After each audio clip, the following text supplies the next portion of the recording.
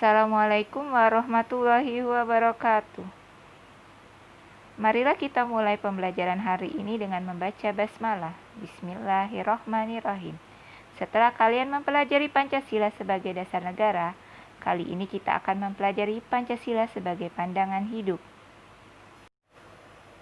Mari kita ingat kembali bahwasanya Pancasila merupakan nilai-nilai yang bersumber dari budaya bangsa kita sendiri. Pancasila berasal dari bahasa Sanskerta. Panca artinya 5 dan sila berarti dasar. Hal ini mengandung arti Pancasila berarti 5 dasar. Kata Pancasila ada sejak zaman Majapahit. Terdapat 2 kitab yang memuat kata Pancasila. Pertama, kitab Sutasoma karya Empu Tantular, dan kedua, kitab Negara Kertagama karya Empu Prapanca. Pancasila sebagai pandangan hidup artinya Pancasila dijadikan pedoman atau petunjuk hidup masyarakat Indonesia, atau bahasa Inggrisnya way of life. Pancasila sebagai pandangan hidup dapat diartikan juga Pancasila dijadikan pedoman atau dasar dalam bertingkah laku atau berbuat dalam kehidupan bermasyarakat dan bernegara.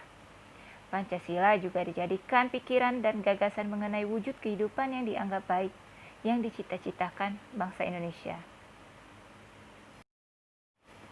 Oleh karena itu, Pancasila digunakan dalam kehidupan sehari-hari, contohnya dalam memecahkan masalah atau dalam menentukan tindakan sehari-hari yang harus dilakukan masyarakat.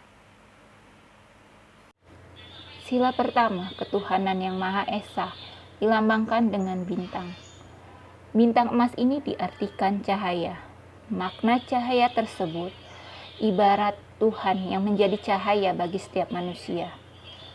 Tanpa Tuhan, hidup kita akan gelap. Seperti latar belakang pada lambang sila pertama ini.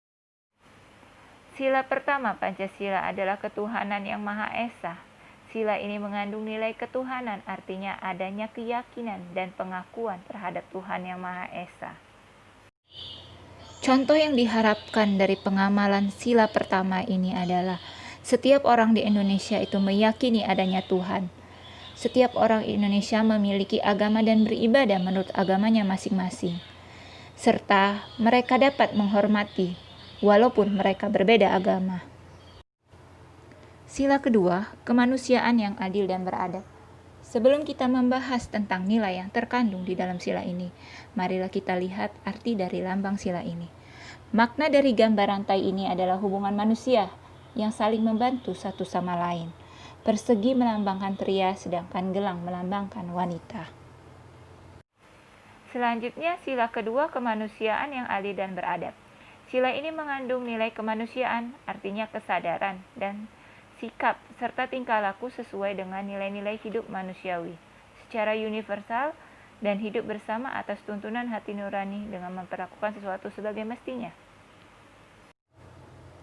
Ibu lebih suka memberikan contoh dengan mengingat kegiatan-kegiatan yang memanusiakan atau kegiatan-kegiatan yang manusiawi. Contoh kegiatan yang manusiawi ini pertama, mengakui persamaan hak dan derajat manusia.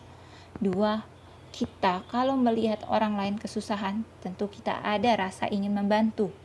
3, kita juga sebagai manusia tidak akan semena-mena terhadap makhluk yang lain, termasuk hewan dan tumbuhan. Itulah contoh dari sila kedua. Bisa kita lihat sila ketiga, Persatuan Indonesia. Sila ini dilambangkan dengan pohon beringin. Pohon beringin adalah tanaman yang memiliki akar tunggang. Akar tunggang ini adalah akar yang menancap kuat ke tanah. Hal ini menggambarkan persatuan dan kesatuan Indonesia yang kuat. Sedangkan akar yang menggelantung menggambarkan kebudayaan Indonesia yang beragam. Nilai yang terkandung pada sila ini adalah nilai persatuan. Artinya, kebulatan tekad membina nasionalisme dalam negara kesatuan Republik Indonesia. Perilaku yang akan ditunjukkan oleh orang-orang yang memiliki rasa nasionalisme adalah mereka akan menempatkan persatuan dan kesatuan di atas kepentingan pribadi. Mereka tentu memiliki rasa cinta tanah air. Kemudian, Mereka rela berkorban demi bangsa dan negara. Sila keempat, kerakyatan yang dipimpin oleh hikmat kebijaksanaan dalam permusyawaratan perwakilan. Sila ini dilambangkan dengan kepala banteng. Perlu kita ketahui bahwa banteng adalah hewan yang suka berkumpul. Hal ini menggambarkan seperti manusia yang menyelesaikan masalahnya dengan berkumpul lalu bermusyawarah.